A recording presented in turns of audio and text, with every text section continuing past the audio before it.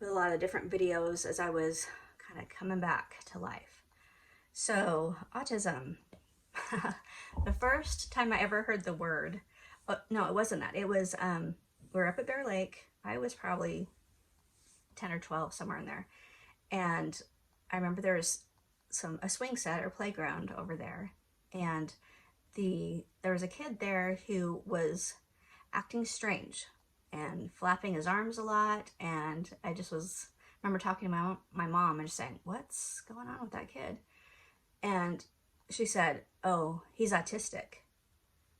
And I was like, artistic? What do you mean he's artistic? That's the only word that I knew that sounded, kind of like that.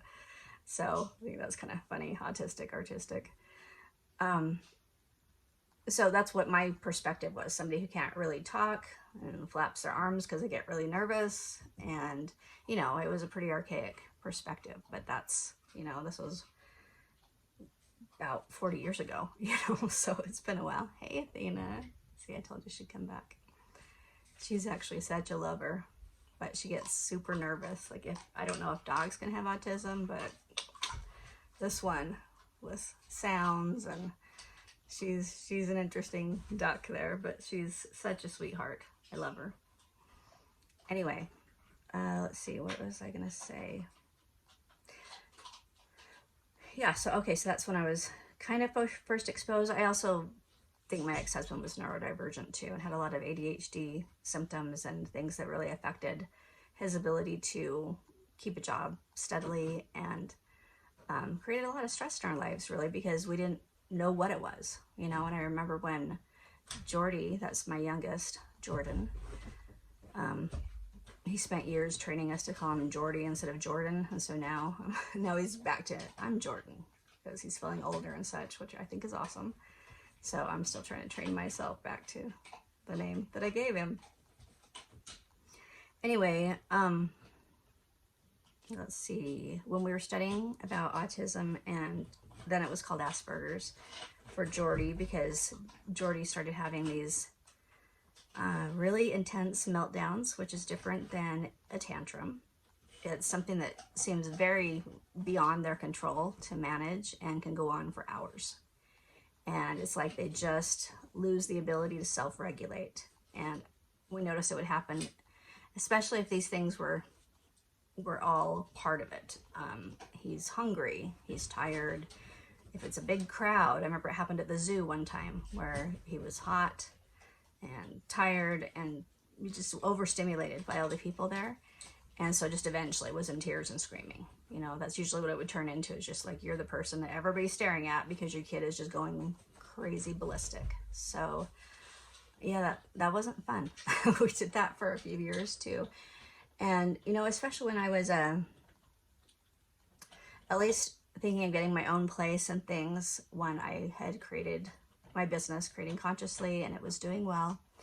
And, it just seemed kind of time, because the environment at home was pretty much being ignored all the time because of him disagreeing with my choices to do things like eat meat or not be so religious, not have regulations on what I wore clothing wise. Like it was pretty intense. Like if the version of religion that he was a very fundamentalist and intense type, and it wasn't my own truth, you know what I mean? I've had a friendly relationship with religion for the most part, and I appreciate the idea of God or faith or something to believe in, and that we're loved, all those ideas especially. But for me, it's been something that is close to my heart, and I want to make sure I'm genuine about. And I kind of found myself in a place where I wasn't in agreement with my now ex-husband. In ways, he was so extreme that it just kind of turned me off to the whole religion in general. But I don't have an issue with religion, whatever works for people, Like, I just think it's a personal thing to connect with God or with your own life force. It's a personal thing, personal choices. So whatever works for you, I think, is the thing behind there. So anyway, let's see. Back to Jordy. Okay, yeah, so I do have ADHD. I am discovered. So if you're wondering why it's jumping all over the place, that's just kind of how my mind goes. And I didn't know any of this until this past year. And it honestly took me probably about 6 months to finally think, okay, yeah, I think I do have these things, and I think I do have autism too. And some of the reason I have thought that is because on the internet, for some reason, let's see, I had a friend who had ADHD himself, and he was a friend from back in junior high that we kind of reconnected. And after hanging out with me for a little bit, he's like, April, I think you got ADHD too. And I was like, I don't think so. Like, I can totally focus. Isn't that the thing where you can't sit still, you know? So what, I can sit still for hours, you know, with sculpting. Sometimes so many hours that my back's just aching because I'm not moving enough, you know what I mean? So, so we watched a video that was like 15 signs you might have ADHD and not know it. So we watched that, and I had probably 13 of the 15. So I was surprised at that point. And then just the next one to pop up was also 15 signs that you may have autism and not know it. And I was just like, just for kicks, let's just watch this. And so I clicked on it, 15 out of 15 this time. And one of the things was you'll have a child who's autistic as well. And I do have that. And there's just a lot of the things like that an autistic person will do. For example, the thing that's called stimming, which I really wish that there was a different word for that. Like, I don't like that word. I just have to say, I don't. But basically is how you self-regulate, how you get your energy back to feeling calm and working, basically. Otherwise, you're in this agitated, irritated state. And I found that I would do things like sing, that would really like be a stress relief for me. And I didn't realize that that is one of the things for especially women with late diagnosed autism. You know, apparently if you look online and research this, there's a bunch of us right now that are kind of realizing this. And it's kind of cool, actually, because before all this came about, I remember just having this prayer in my heart and just wondering, where are my people? Like, I feel like I don't relate to people. I make mistakes so often because I can miss social cues, you know, and I don't mean that. It just takes my brain, I don't know, it's super fast in some ways and a little bit slow in other ways. So all I know is my experience in my own brain. So I'm not going to say like, this is how ADHD people are or autistic people. I'm still just exploring stuff myself. But anyway, I watched that video and I was shocked. And so then I started paying attention to it a bit. But it wasn't until this last year, especially this last 6 months, where I ended up having what is called autistic burnout. And I have to say that is another word I don't care for with it, because it just doesn't express the gravity of the situation. I heard it once expressed as having your flame of life force energy snuffed out. Yeah, that could be the burnout. That would be a better way to describe it. But usually use the word burnout to describe, oh, I'm sick of work, I don't want to do this anymore, I don't have any passion for it anymore. And it's just kind of more of a, I guess my thing is that I didn't feel like I had a choice. Like, I was so incredibly depleted of energy. And I really think that's what the autistic burnout is nearly completely depleted of just the life force energy itself. So in some ways it did feel like depression. It felt more like a coma, honestly. Not that I've been in one, but I just mean like kind of a brain fog coma, where part of me, like for instance, this year, I needed to get my taxes done. I'd even done my taxes from last year recently, so it was kind of more fresh in my head, but too many things happened with a move that ended up being a quick move. We ended up moving in 3 days' time and had some neighbors help us, which was awesome, and I so appreciate, but it also makes it so I had no idea where anything was. And if you already are having a neurodivergent brain, like I was already trying to get stuff more organized, but still struggling with it. That's always been one of my big struggles. And then to have everything just like, it was like everything was just thrown into a blender, including all my orders and business stuff. And I tried to keep it organized during the move. It was really cute. Recently we went through the garage as I was getting stuff out for the transfer of art dolls to the other person who's going to be having it, and some of the materials and machinery that was involved with that.